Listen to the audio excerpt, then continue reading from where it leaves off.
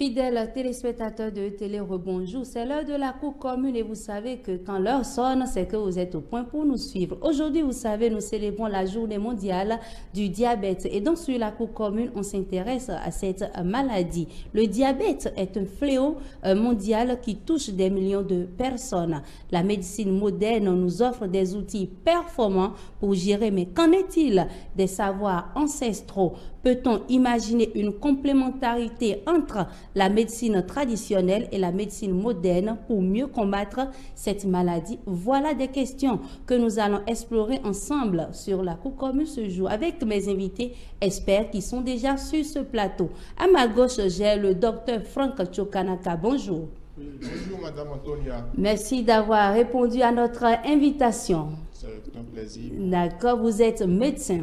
Oui, je suis médecin au centre de santé de Révier. D'accord. En face de vous, nous avons Monsieur Martin Happy Siewe. Il est naturopathe. Bonjour, monsieur.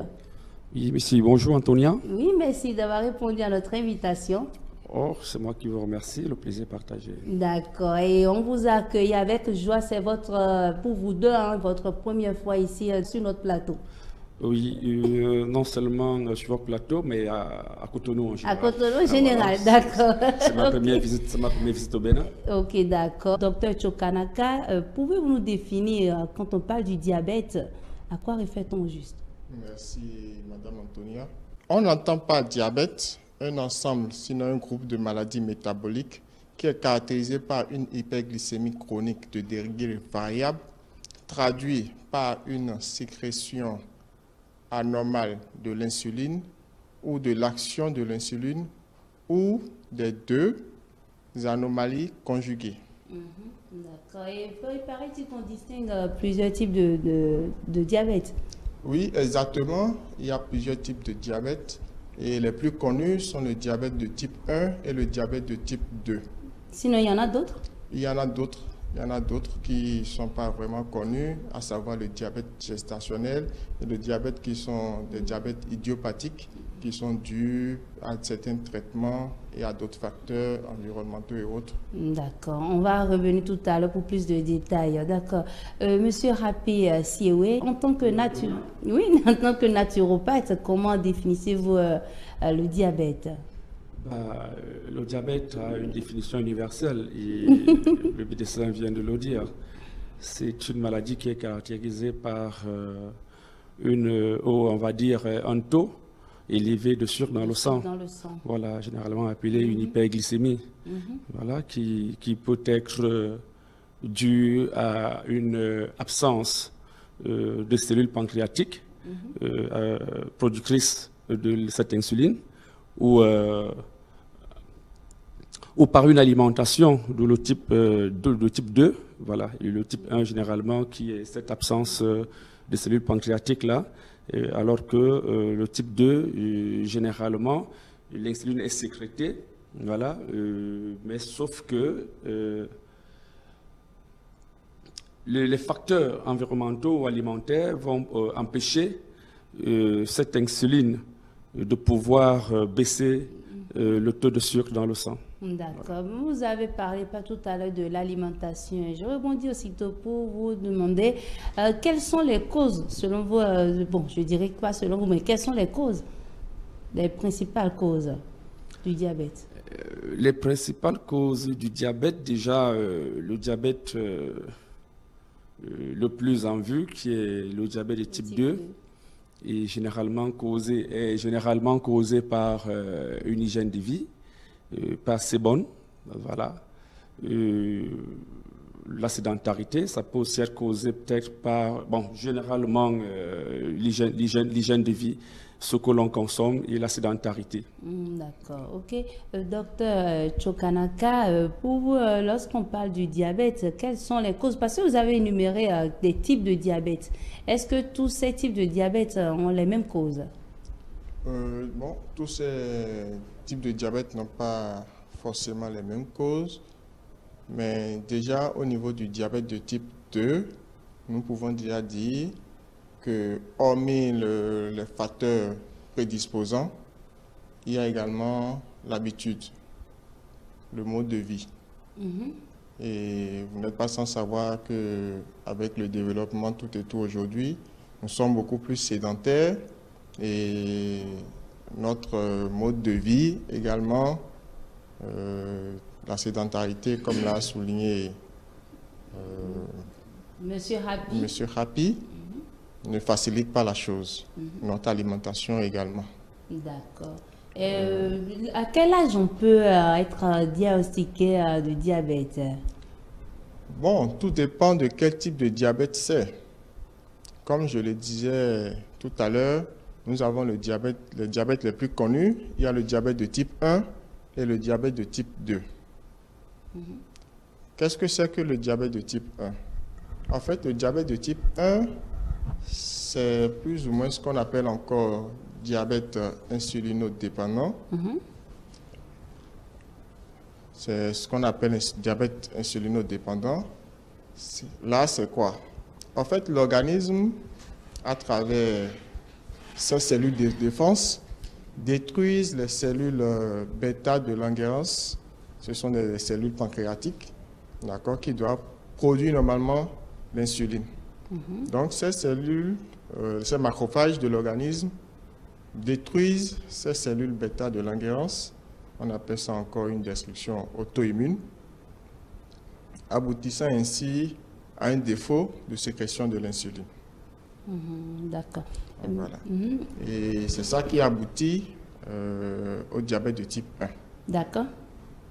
C'est un diabète, le diabète de type 1 généralement s'observe chez les sujets jeunes, avant 30 ans. Avant 30 ans. Avant 30 ans. Pour ce qui est du diabète de type 2, en fait, l'organisme, il produit l'insuline, mais juste que l'organisme n'arrive pas à faire un bon usage de cette insuline. Et généralement, c'est des sujets qui sont prédisposés. Il faut aller rechercher des facteurs, des antécédents familiaux, à savoir est-ce que papa, est-ce que maman, est-ce que des sœurs, est-ce qu'il y a eu des cas d'amputation dans la famille. Et également, il faut voir également le mode de vie de ce sujet. Est-ce qu'il est obèse? Et généralement, bon, le diabète de type 2, c'est généralement sur les sujets âgés plus ou moins 35 à 40 ans. Voilà un peu. Voire plus. Voilà. D'accord. Monsieur Happy Siwe, on constate beaucoup plus que quand on parle du diabète, c'est beaucoup plus héréditaire. C'est vrai, il y a le mode de vie, etc. Mais certaines personnes disent, bon, c'est parce que dans ma famille, il y a des antécédents, c'est héréditaire, ma mère ou mon père, oui, et voilà, je me retrouve aujourd'hui dans le cas. Bon, juste là, nous parlons du diabète de type 2, effectivement, qui peut avoir un rapport avec l'hérédité, c'est-à-dire si l'un des parents a été diabétique, c'est fort probable que les descendants ils développent aussi le diabète. Bon, nous pensons aussi que, comme nous le disions tantôt, les habitudes alimentaires, les facteurs de risque tels que l'obésité et autres. Donc, ça veut dire déjà que si on essaye de mener une vie saine, non au tabagisme, non à l'alcool, non à tout excès, on réduirait au maximum le type de diabète 2, le diabète de type 2.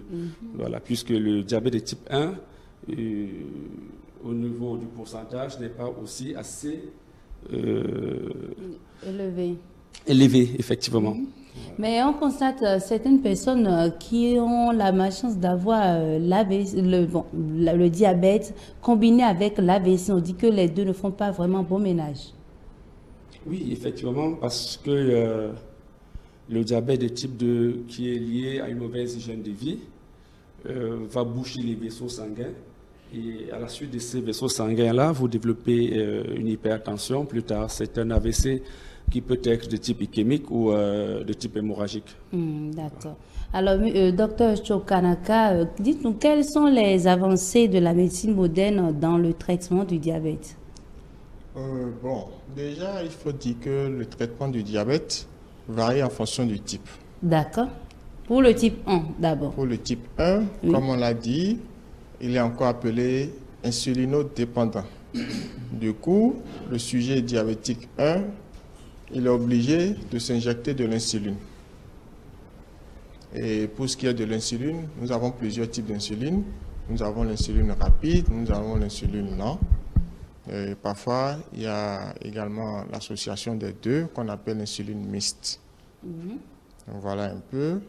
Et pour ce qui est de diabète de type 2, c'est beaucoup plus les antidiabétiques oraux, en abrégé ADO, qu'on utilise. Et il y a beaucoup de types. Et c'est en fonction de certains critères lors du diagnostic et de l'organisme de chacun, de l'acceptabilité de chaque organisme, on arrive à faire certaines adaptations. Donc, il n'y a pas de traitement diabète type 2 tout fait comme ça qu'on peut présenter tout de suite. Mais on voit souvent certaines personnes, même elles-mêmes essaient de s'injecter l'insuline, par exemple. Oui, oui. Il y a ce qu'on appelle une auto-apprentissage. Tout patient diabétique, si il doit s'injecter de l'insuline, on fait une éducation par rapport à cela en milieu hospitalier, suivi pendant un bon moment, et dès qu'on sent que cette dernière a la capacité de s'auto-injecter aisément, on peut lui laisser la main. D'accord. Mais il faut dire que récemment également, aux États-Unis, il y a une nouvelle molécule commercialisée sous le nom de Ozempic qui fait quand même ses preuves. Nous n'avons pas encore de disponible dans notre contexte, vu également le coût et le mode de conservation. Ok, avec la médecine moderne, est-ce qu'on peut être vraiment totalement guéri du diabète? Déjà, il faut qu'on accepte que le diabète ne se guérit pas. Ça ne se guérit pas? Non. D'accord. Comme beaucoup de maladies, d'accord, le diabète, ça ne se guérit pas. On peut l'équilibrer et vivre avec tout au long de sa vie, mais on ne peut pas le guérir. D'accord. Voilà. Ok. Voilà. Monsieur Apisiwe, vous en tant que naturopathe, est-ce que le diabète, avec la tradition, les tisanes, les plantes, est-ce que vraiment ça se guérit? Bon, ce qu'il faut déjà Quand on revient vers la médecine traditionnelle. Ce qu'il faut déjà rappeler, c'est que je dirige le syndicat national des praticiens de médecine traditionnelle et complémentaire au Cameroun. Et donc, nous sommes à la tête de plusieurs centaines de thérapeutes. Et il en ressort toujours des rapports des uns et des autres qu'il y a des traitements très satisfaisants dans le cadre de la prise en charge du diabète, avec des guérisons définitives. Ben oui, ben attendez, je viens d'avoir un entretien avec un collaborateur où je lui disais, ben attendez, ton traitement, comment fais-tu? En fait, je pense déjà, je commencerai d'abord par le diabète de type 2, expliquer un béaba, c'est quoi? Si on a éliminé les facteurs de risque, si on a amené le diabétique à avoir une vie assez active, régulée, comme l'a dit le médecin, et ensuite associée avec des plantes. Il faut déjà accepter que Dieu a donné un pouvoir de guérison aux plantes, donc on ne pourrait nier. Maintenant, tout ce que nous demandons généralement à nos confrères qui guérissent totalement le diabète, c'est de nous fournir des preuves cliniques. Si nous fournissons des preuves cliniques, c'est vrai que de l'autre côté, en médecine conventionnelle, il est dit que le diabète ne peut pas être guéri totalement parce qu'on est condamné à consommer l'insuline toute une vie. Personnellement, je pense que la prise de l'insuline toute la vie aurait certainement des effets irréversibles sur le plan, sur l'organisme. Ce n'est pas sans effet secondaire. Donc, du coup, mettre un patient sur un rythme aussi contraignant. Alors pourquoi ne pas pousser plus loin la recherche? D'où les thérapeutes ont poussé plus loin la recherche par rapport déjà à l'origine, parce que là, je parle au nom de toute la communauté des thérapeutes que je dirige. Donc, je ne saurais aller à l'encontre des résultats qui ont été observés jusqu'ici. Déjà, régénérer les cellules, d'une part. Bon, et de l'autre côté, reconnaître que la pharmacopée, les plantes médicinales ont des vertus multiples. Certains médicaments dans nos pharmacies sont issus des principes actifs isolés de ces plantes. Donc, je dirais, dire que on ne pourrait pas guérir totalement du diabète, je m'inscrirais peut-être, je n'épouserai pas peut-être la position de mon confrère, mon frère médecin, mais je dirais plutôt pourquoi ne pas nous amener à pousser plus de recherches déjà d'abord sur l'être humain qui à sa base est une cellule. Alors, est-ce que dans le cadre de la régénération cellulaire, est-ce qu'il n'y a pas possibilité de régénérer ces cellules pancréatiques productrices de l'insuline? Ça, c'est de l'autre côté. Et maintenant, le diabète qui fait beaucoup plus mal, qui est de type 2, qui est lié à notre alimentation. Vous voyez, je suis allé dans un restaurant dans la ville chercher un shawarma parce que je parvenais pas à trouver un petit déjeuner, un petit témoignage. Alors, le shawarma, c'est quoi? On me dit, il y a de la viande, il y a du poulet, il y a ci, et après. Oui, et ensuite, on va vous mettre une sauce grasse. Alors, je pose la question, la sauce, elle est constituée de quoi? On me dit, c'est la mayonnaise. Oui, en dehors de la mayonnaise, il y a quoi d'autre? On me dit, non, mais il y a tellement de choses. Je dis, non, pardon, laissez-moi, mettez-moi ça de côté. Vous voyez, nous allons consommer comme ça, c'est le modernisme. Alors, si on amène les gens à dire non au tabagisme, à dire non à l'alimentation riche en matière grasse, à dire non à l'alcool, à pratiquer régulièrement du sport. Vous allez m'excuser, depuis que je suis à Cotonou, je vois difficilement les gens faire du footing le matin.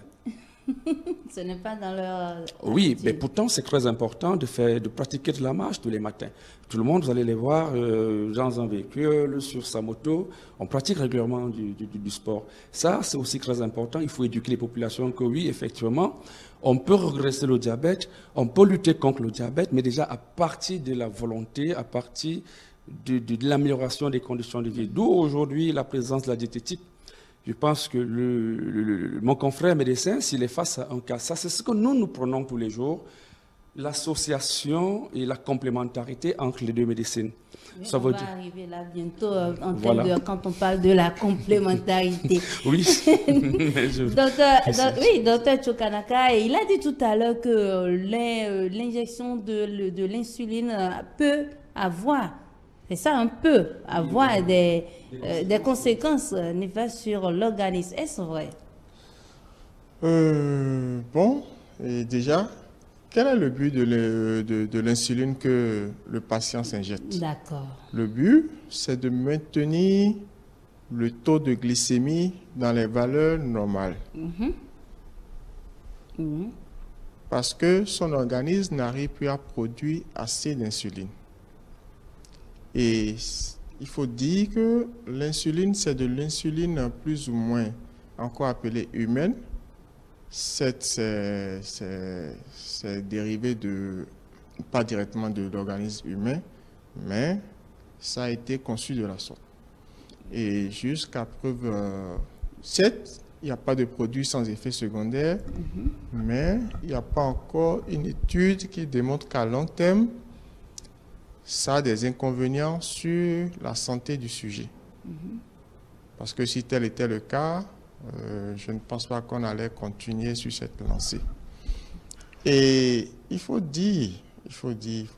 rappeler aussi, comme l'a suggéré tout à l'heure M. Rapi, le traitement est, comment appelle-t-on, pluridisciplinaire.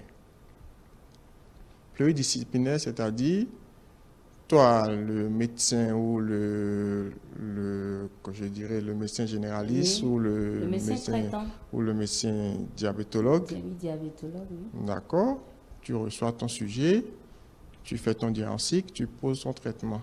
Mais ça ne suffit pas. Il faut que le patient même prenne conscience de sa maladie, qu'il accepte accompagner le traitement avec des mesures hygiéno-diététiques. Et ces mesures-là, parfois on a besoin de faire recours au nutritionniste parce qu'il faut déjà travailler sur l'alimentation, il faut également travailler sur le mode de vie. Et je vais renchérir en disant, on a cette célèbre formule qui est sur toutes les lèvres actuellement, 0 tabac, 0 alcool, 5 portions de fruits et légumes par jour, 30 minutes d'activité continue au quotidien et une alimentation peu grasse, peu salée et peu sucrée. Et chez le diabétique, c'est d'office sans sucre. Donc, voilà un peu ce que je peux dire. D'accord. Et donc, selon vous, est-ce que la médecine traditionnelle et la médecine moderne peuvent-elles se compléter dans le traitement du diabète? Je ne suis pas contre la médecine traditionnelle parce que certes, nous n'avons pas eu de résultats probants, mais nous avons quand même eu des retours de certains patients qui nous viennent avec des informations selon lesquelles, en essayant la médecine traditionnelle, elles ont eu des résultats.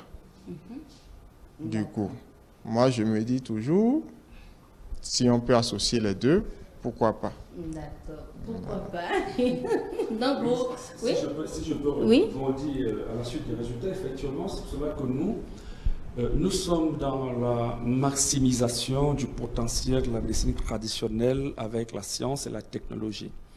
Ça veut dire un patient qui a consommé les produits naturels et aurait, après le traitement, reçu une satisfaction. Il est question de commencer déjà par évaluer. Quand est-ce a-t-elle commencé à consommer ce traitement?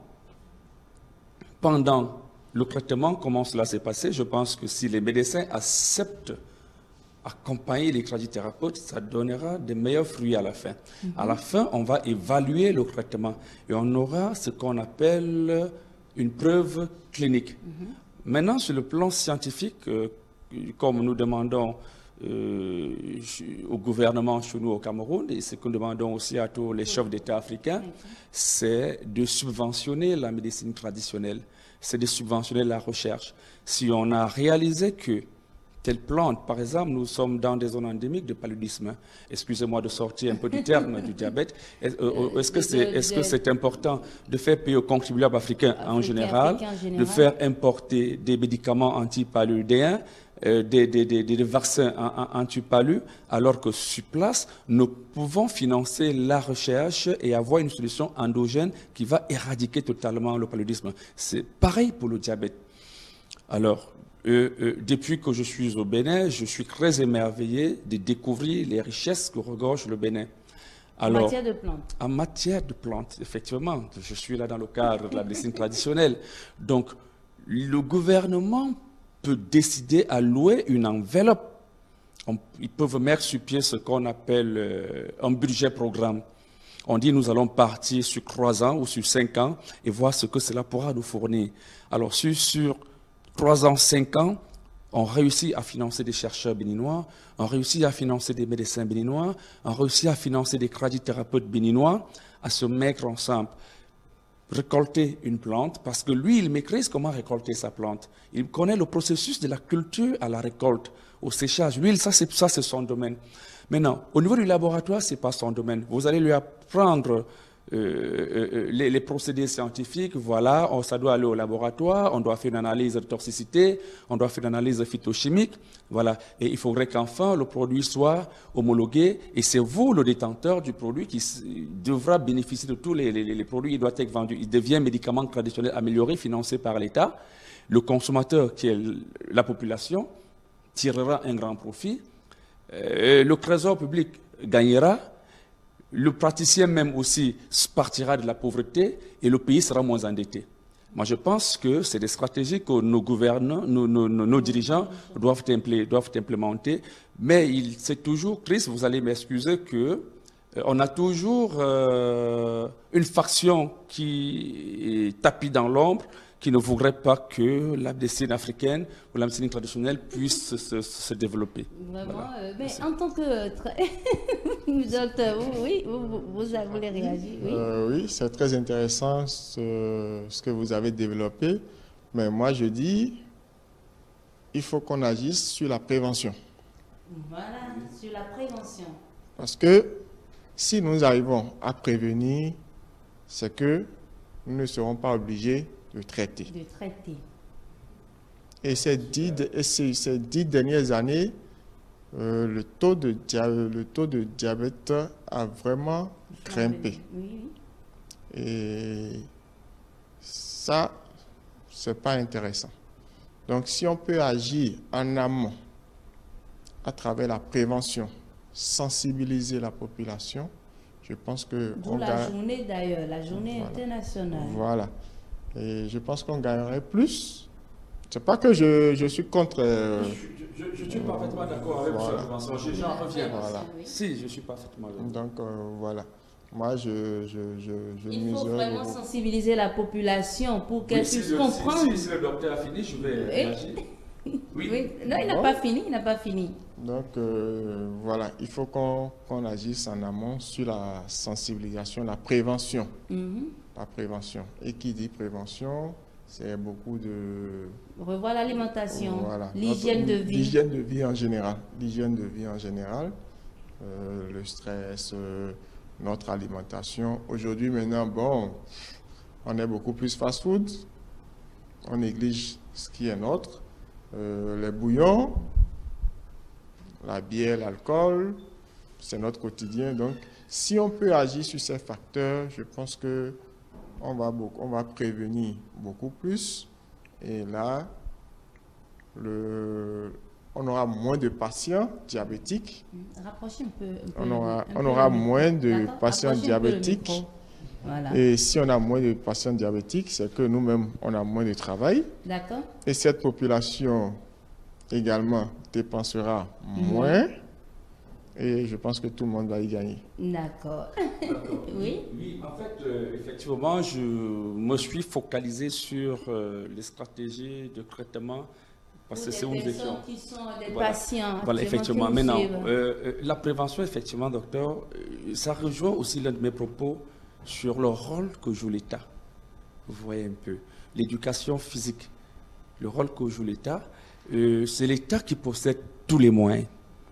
C'est l'État qui va dire, voilà, dans telle école, il faut encourager des activités sportives, dans telle université, encourager des activités sportives. Mais l'État en fait, monsieur Rapissi, oui, l'État le fait, mais juste à côté, la population elle-même doit pouvoir prendre conscience et dire, oui, notre santé est en danger, il faudrait quand même qu'on se conforme. Nous sommes, vous voyez... Parce que, il a dit tout à l'heure, le diabète de type 1, d'abord, c'est avant... Oui, Antonia, laissez-moi chuter, s'il vous plaît. D'accord.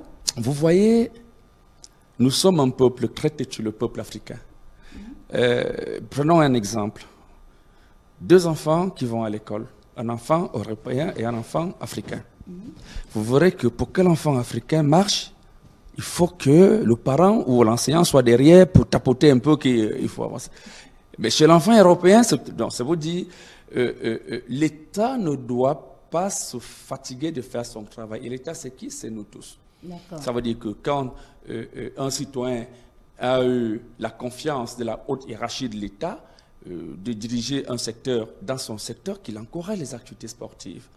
Nous, par ailleurs, nous avons encouragé les activités sportives, mais là même au dépistage gratuit du diabète. Ça veut dire qu'amener les gens à se dépister régulièrement, même une fois par mois, une fois par trimestre, une fois par an, ça rentre dans la prévention. Mais cela a un coût. Cela a un coût. Et vous n'allez pas avoir une dame, une personne qui parvient pas, qui stresse déjà à payer son pauvre loyer, qui peine à manger. Vous allez lui dire, allez faire sport. Mais il va vous dire, mais je vais aller faire sport, je n'ai rien dans le ventre, je vais tomber. Alors, d'où je dis toujours que l'État doit accompagner. En fait, si on va prendre ce volet-là, nous sommes tous d'accord, docteur, que la prévention est très importante. Et quand on parle de prévention, le ministère de la Santé, les ministères de la Santé publique sont les premières personnes responsables de santé qui doivent instaurer et encourager cela. On a des départements de l'éducation qui, dans chaque département ministériel, il faut encourager les activités sportives pour lutter contre le diabète, pour prévenir le diabète, effectivement. Maintenant, il y a des personnes, par expérience, moi je suis fondateur d'une ONG depuis près de 20 ans. Alors, chaque année, nous organisons des campagnes de dépistage gratuit du diabète. Je prends un exemple que j'ai rencontré à Libreville au Gabon, une jeune fille de moins de 25 ans qui vient se faire dépister volontairement et il s'avère qu'elle a une glycémie très élevée. Alors, qu'est-ce qui se pose? Mais vous voyez, pendant l'interrogatoire, il s'avère que c'est une personne qui peut te boire même 5 à 10 jus par jour. C'est-à-dire, vous l'invitez au restaurant, elle ne prend que des sucreries. Vous voyez une personne qui ne consomme que des sucreries comme ça, sur une période d'une semaine, accumuler même 10 litres de sucreries, voire plus, pour ne pas en abuser. Vous voyez, bon, tout cela rentre dans l'éducation. Comme vous dites, la prévention, et moi j'ai toujours dit, l'État reste celui-là qui a tous les moyens pour nous amener à changer. On peut créer des espaces sportifs, on peut créer, même dans des quartiers, on va sensibiliser beaucoup plus, vous qui êtes dans des hôpitaux, mettez sur pied des programmes qui visent effectivement à prévenir. Voilà, ne consommez plus ci. Et même s'il faut que l'État vienne obliger, parce que là, moi je ne sais pas si c'est pareil ici, il y a ce qu'on appelle, il y a une épreuve sportive obligatoire à partir de la base. Oui, ça veut dire que, voilà, ça doit être obligatoire, l'activité sportive. Donc, tout cela, c'est pour renchérir ce que vous dites. Nous sommes d'accord sur la prévention, mais nous ne pouvons pas aussi négliger le volet thérapie, traitement, puisqu'en ce moment, il en ressort que l'Afrique, aujourd'hui, le taux, comme vous le disiez tantôt, le taux de diabétique est en train de monter. Pourquoi est-ce qu'il y a cette augmentation alarmante du taux de diabète? C'est l'hygiène de vie, c'est l'éducation qui n'est pas bien faite, il n'y a pas un suivi de la population. Bon, c'est un modernisme que nous-mêmes, Africains, accueillons très mal le modernisme, parce que quand le shawarma, c'est pas un repas de chez moi. Le shawarma, on va me dire, le shawarma, c'est déjà de la farine, et on ajoute encore une sauce qui est très grasse, et vous avez de la viande à l'intérieur, et tout ce que cela comporte, et je vais manger ça tous les jours. Mais je ne suis pas... L'Africain, c'est pas sa culture. Alors il faut dire aux gens, ne nous approprions pas très mal les habitudes des autres. Restons dans nos habitudes, mangeons nos légumes comme on a l'habitude de le faire. Le matin, tu peux prendre ta petite bouillie. Effectivement, bon, j'ai trop parlé. Alors, docteur Chokalaka, il parlait tout à l'heure des repas quand même à consommer déjà en journée ou bien se adopter mode de vie par rapport à l'alimentation. Pas en tant que docteur, qu'est-ce que vous proposez à ces personnes pour prévenir d'abord? Et après, on va passer à ces personnes qui souffrent, des patients qui souffrent actuellement du diabète, leur mode alimentaire. Ok, Madame Antonia. Déjà, nous mangeons très mal. Nous mangeons très mal. Il a si bien dit qu'on mange très mal. Et nous mangeons mal, pensant que nous mangeons bien.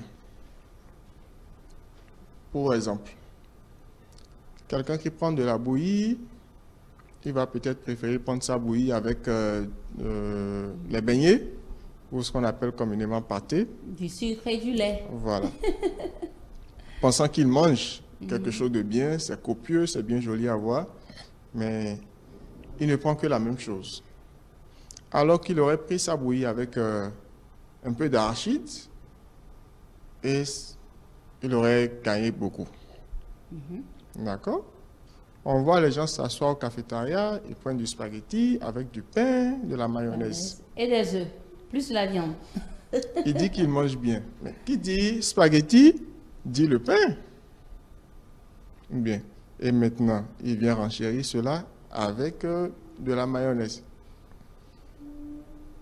Bon, vous voyez un peu.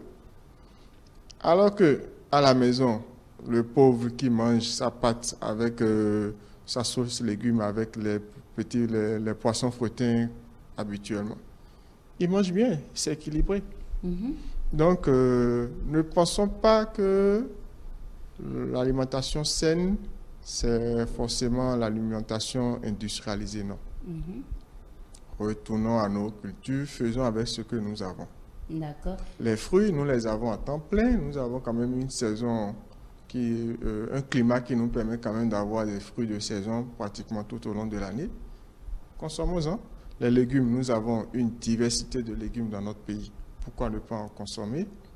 Donc, comme je le dis, c'est beaucoup plus une hygiène de vie. Et ça, c'est un travail personnel.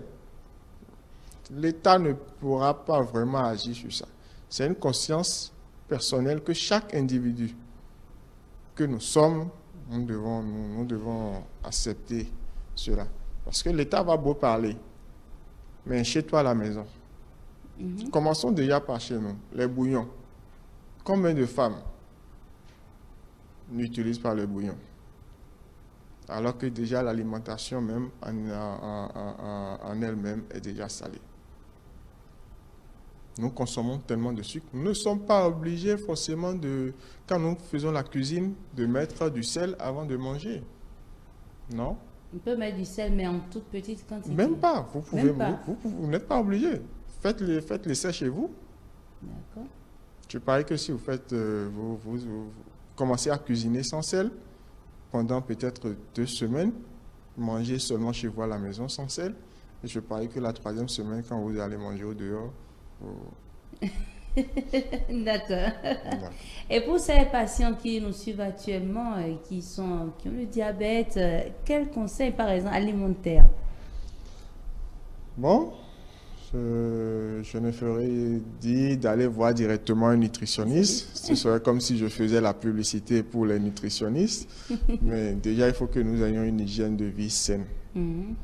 Et je reviens encore sur notre formule: 0 tabac, 0 alcool, 5 portions de fruits et légumes par jour, 30 minutes d'activité physique continue au quotidien, et mangeons peu gras, peu sucré, peu salé.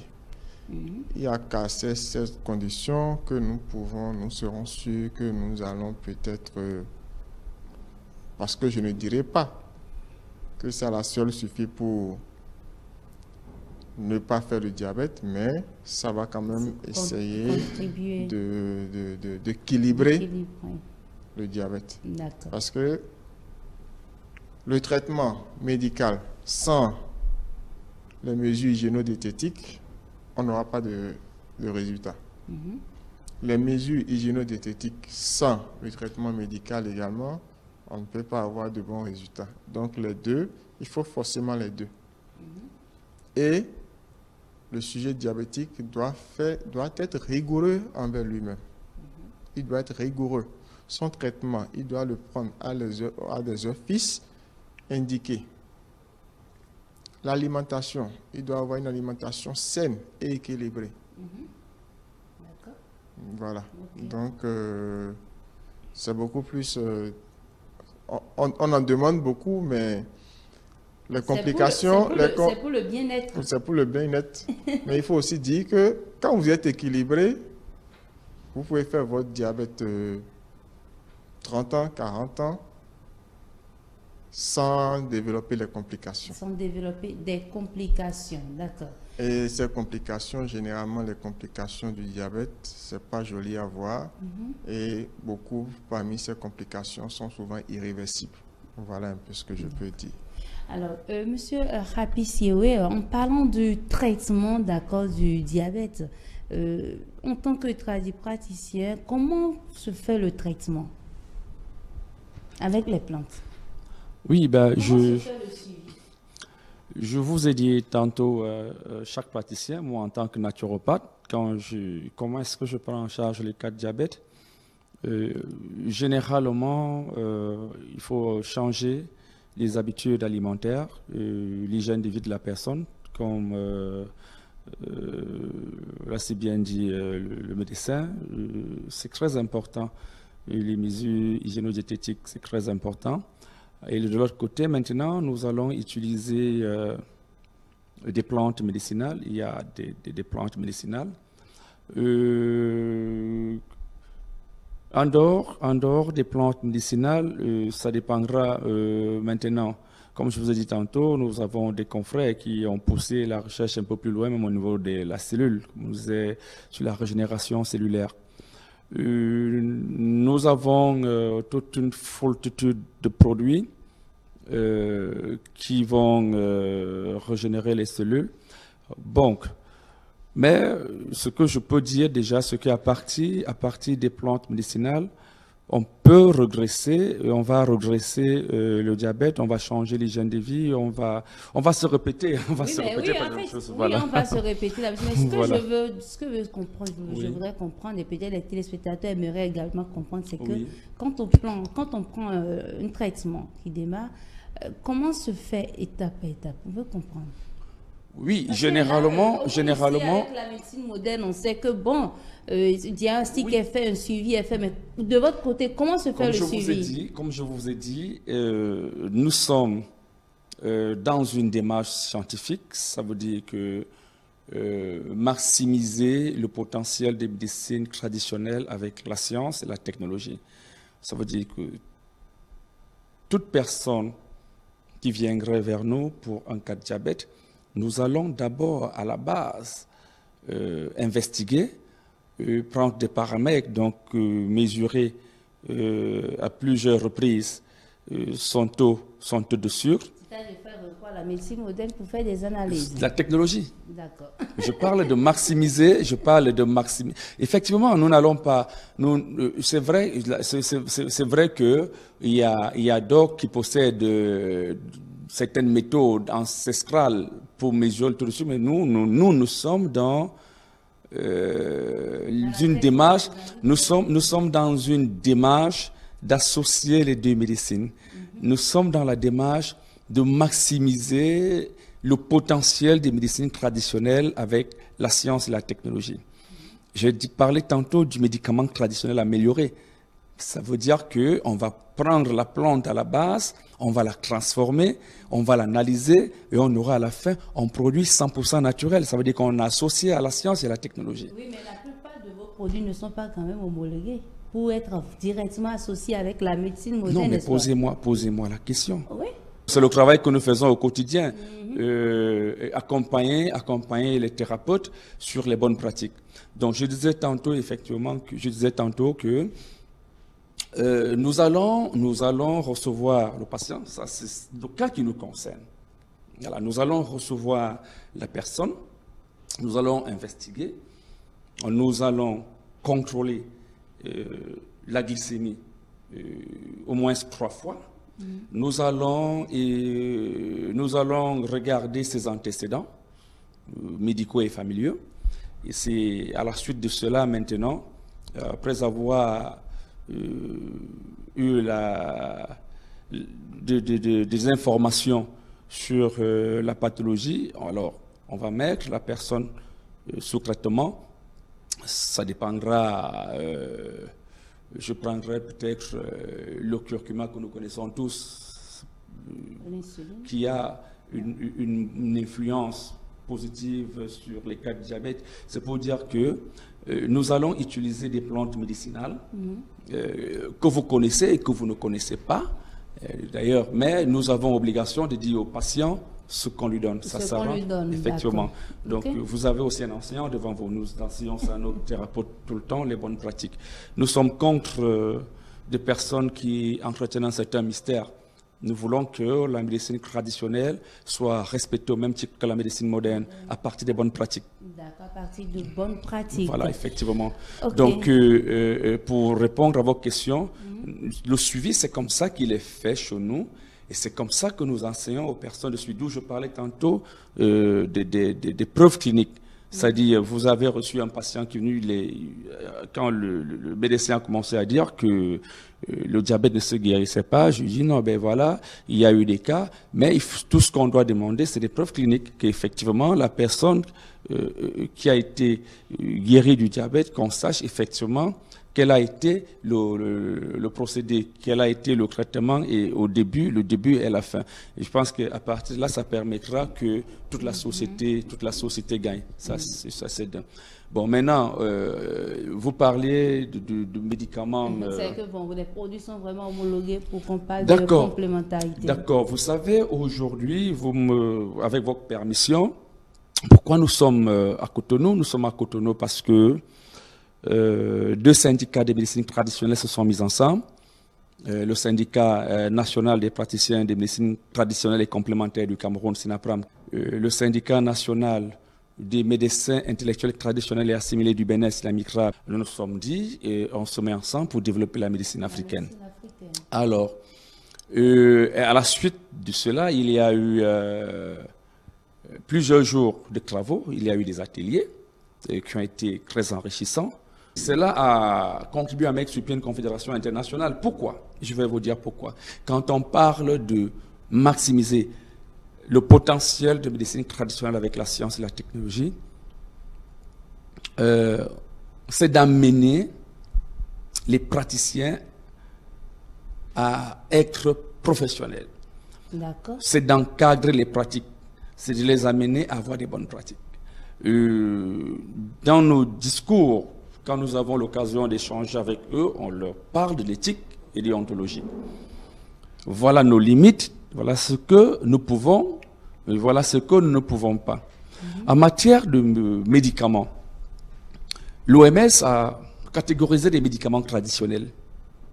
Nous avons la première catégorie, qui est la forme basique, qui peut être une décoction, qui peut être une peau, qui peut être une tisane. Vous allez chez un tradithérapeute, il va vous faire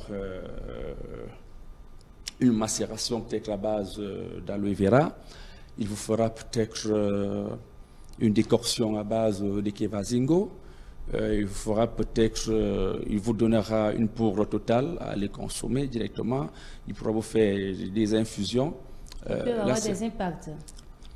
Pas négatifs, impact positif. Oui, c'est des médicaments de première catégorie. Ça veut dire c'est ce qui est préparé directement pour donner aux patients, mais tout en respectant une norme que il vous dit, ben voilà, je vous donne ci, c'est pour aller faire ça, vous comprenez. Là, on n'est pas dans le cadre de la spiritualité où ce soit un cadre où on conserve le secret. Mais par rapport à ça, moi, ma préoccupation, c'est de savoir comment vous arrivez à quantifier le dosage. Voilà. Ok, le dosage. J'en viens. Oui, on ira très rapidement à la thème. On est très bonne par question. le temps. Très bonne question.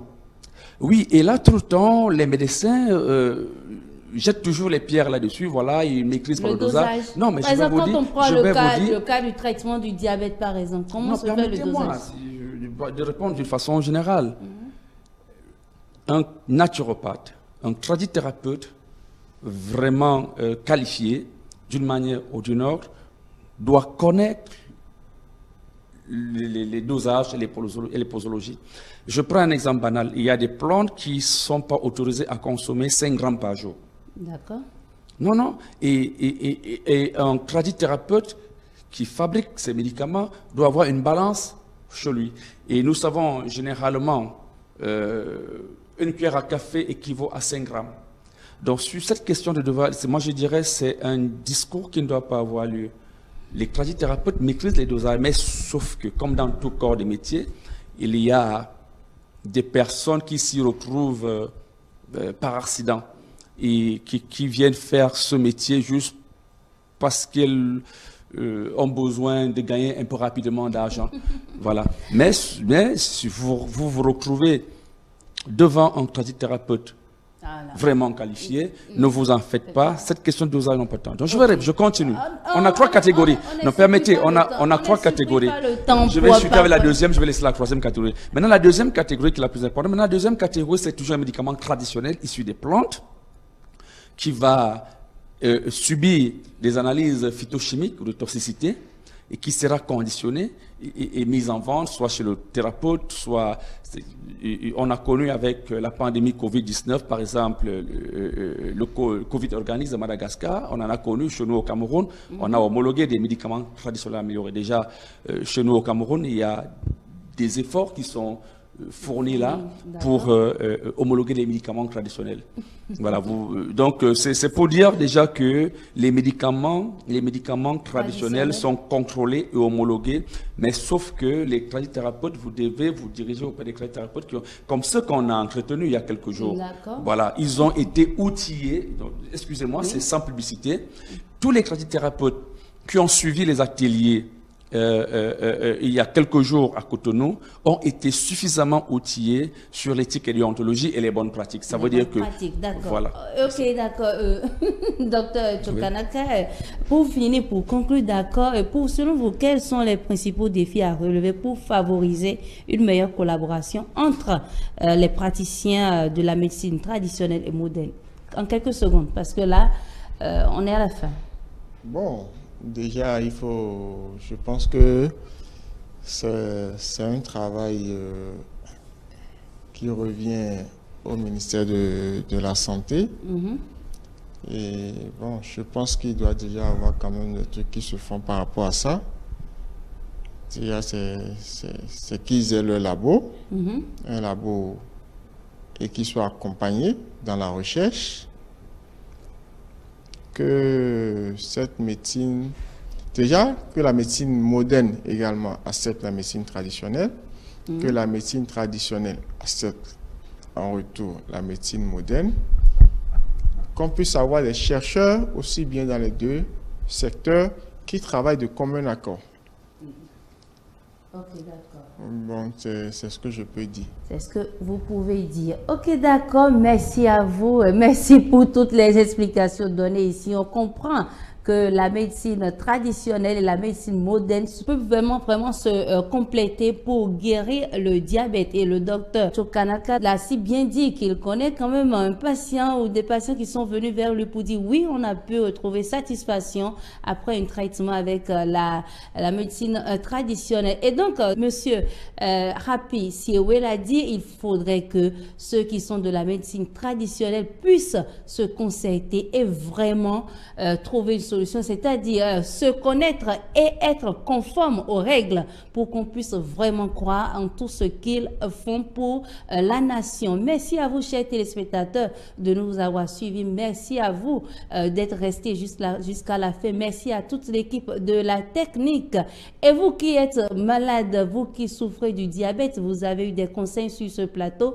Revoyez votre hygiène de vie, votre alimentation, tout ce qui va avec pour une très belle santé. Et vous qui êtes toujours portant, Dieu vous a fait grâce, vous n'avez pas cette maladie, il faut vraiment passer par la prévention. Il faut vraiment prévenir cette maladie. Et la prévention passe par une bonne hygiène de vie. Rejoignez-nous sur nos différentes plateformes digitales, notre site web www.etelebene.com, notre page Facebook Etele en direct, notre compte Insta Etele Live, notre chaîne YouTube Etele Bene. Via nos applications iOS et Android, Etele Bene, Etele avec vous, pour vous.